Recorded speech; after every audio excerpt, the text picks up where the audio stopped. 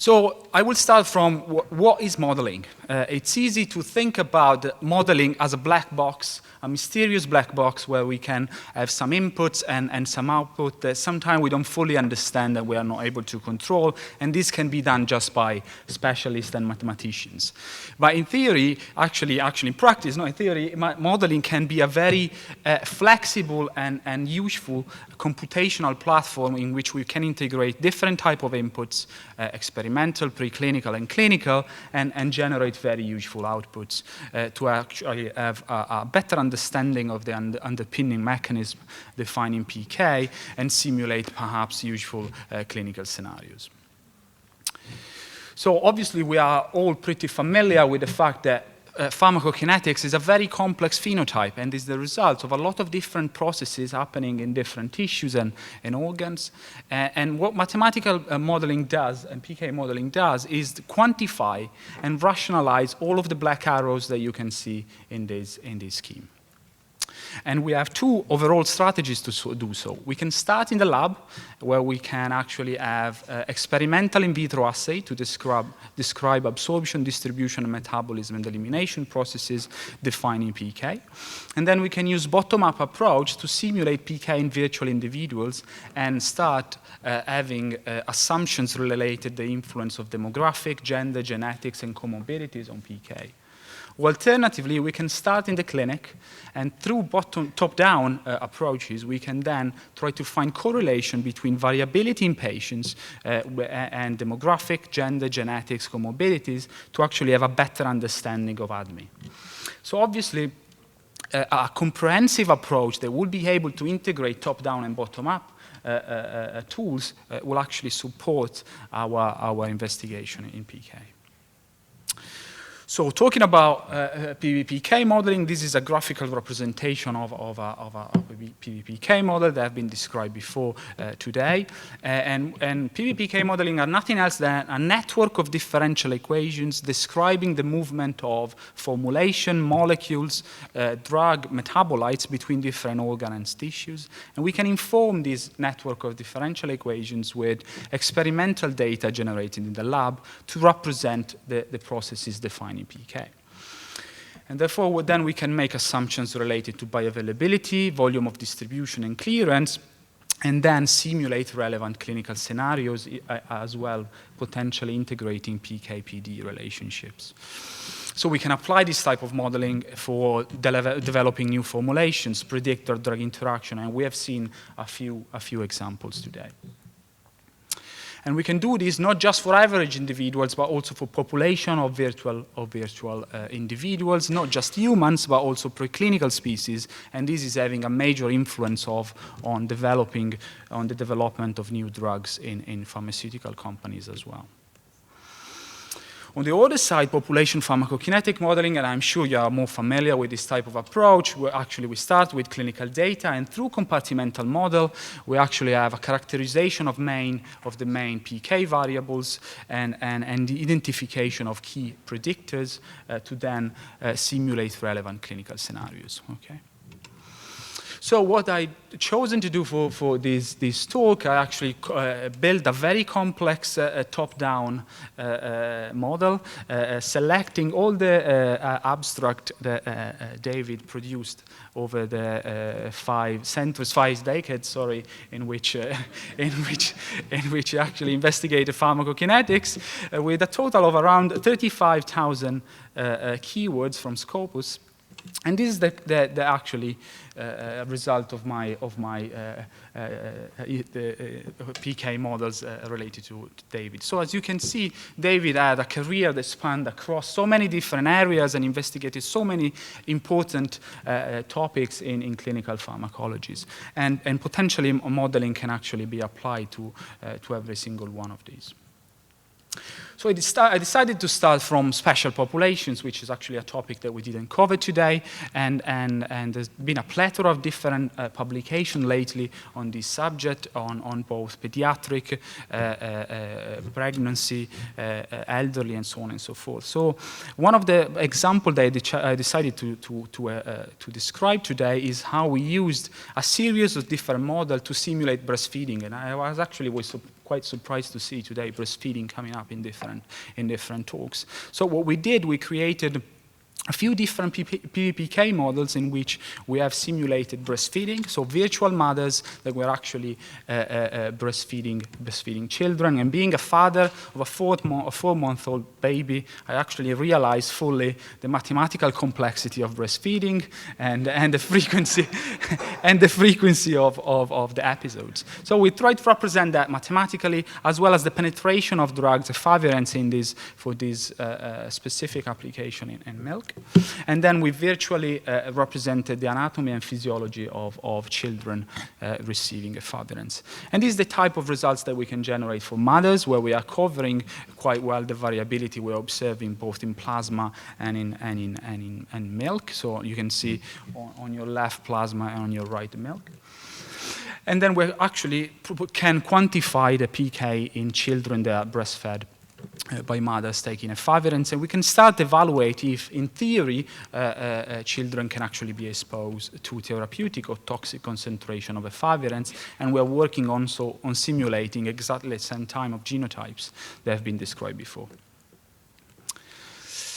Then obviously we have to keep in mind that drugs are not simply active in plasma, but have to penetrate in cells and tissues, as correctly Say was explaining before.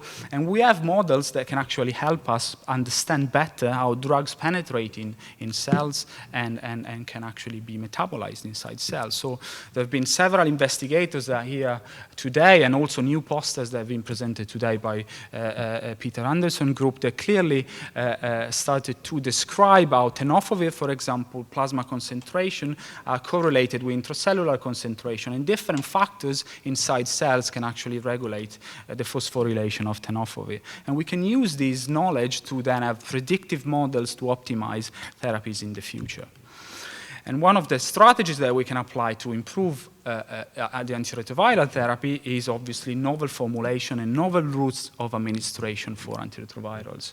We know the adherence is irregular in a lot of patients, especially after a few years of administration. And there have been studies characterizing this, and obviously we know how poor adherence can correlate with irregular PK, and this is obviously a problem. And long-acting formulation, as we have seen today with several publications, can actually represent a very revolutionary tool. So what we're doing at the moment, we're trying to use predictive model to simulate the pharmacokinetics not only of small molecules in circulation, but nanomedicine that can actually be present in the human body and used to actually enhance the penetration of drugs in tissues and specific cell populations. So we are able now to simulate different route of administration for different type of application, from drug delivery strategies such as long-acting or strategies to improve oral bioavailability, but also we're starting to try to inform the development of novel formulation for better penetration in tissues and active targeting. And as we have seen today presented by Paul Curley, we can use PBPK models to integrate experimental data in silico simulations that we validate first against oral PK data, and then we characterize PK variables, and then we can feed in this knowledge back in our model and try to hypothesize new route of administration for long-acting therapies. Selecting optimal dose and optimal release rate in order to optimize therapy. And we're doing this not only for adults, but we can use models to bridge dose adjustments for specific population of patients, and we have presented this type of work at CROI, where we have tried to hypothesize the use of the same formulation we're using in adults in children, adjusting doses for cabotegravir and rilpivirine. And also, as I was saying, we can mathematically represent the pharmacokinetic of nanoparticles that are actually present in circulations, and we have models that represent different layers of pharmacokinetics, so not just the pharmacokinetics of nanoparticle, but also the drug that are released by these nanoparticles, as well as the nanoparticle components that can be present after the degradation of the nanoparticle themselves, to have a quantitative prediction of accumulation of nanoparticle in tissues and cell populations. Is this simply an academic exercise, or modeling can actually influence regulatory processes? And it's pretty clear nowadays that the FDA, EMA, and other agencies are actually starting to use and to encourage investigators to use modeling to better understand pharmacokinetics and support the investigation of drug-drug interaction or special populations for both PBPK approaches as well as population PK approaches. So it's important that these tools are used in different levels for different type of applications.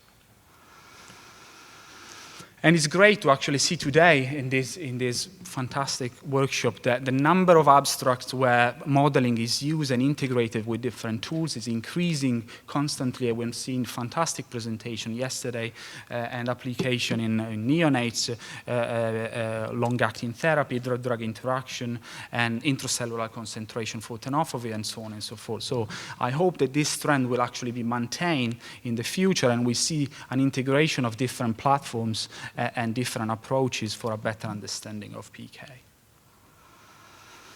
So that's the initial scheme, the graphics that I tried to put together. And obviously, we can see how modeling, if it's integrated between, if there is an integration between POP-PK and PBPK modeling, we can make really a difference in understanding better mechanism, characterizing better the patients that are receiving therapy, supporting preclinical investigation, as well as informing the clinical trials of the future. And we can have an impact on several different areas, ranging from development of novel formulation and other very topical and relevant areas.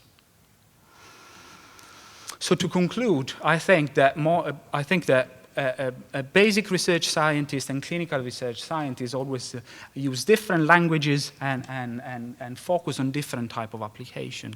And we also run different type of studies. So sometimes it's difficult to actually have a dialogue, a productive dialogue between different type of scientists. And what modeling can represent is a constructive lubrificant or bridge between different universes that are so important in our daily activity. And this is exactly what David represented for me and for the overall community, a bridge between different type of scientists. So supporting the dialogue between clinicians and pharmacologists and pharmacists. And I leave you with some acknowledgement. And obviously, we need to keep in mind 2 points that I learned from David, that we never have enough data to actually characterize fully PK, and all of the models we are developing are actually wrong.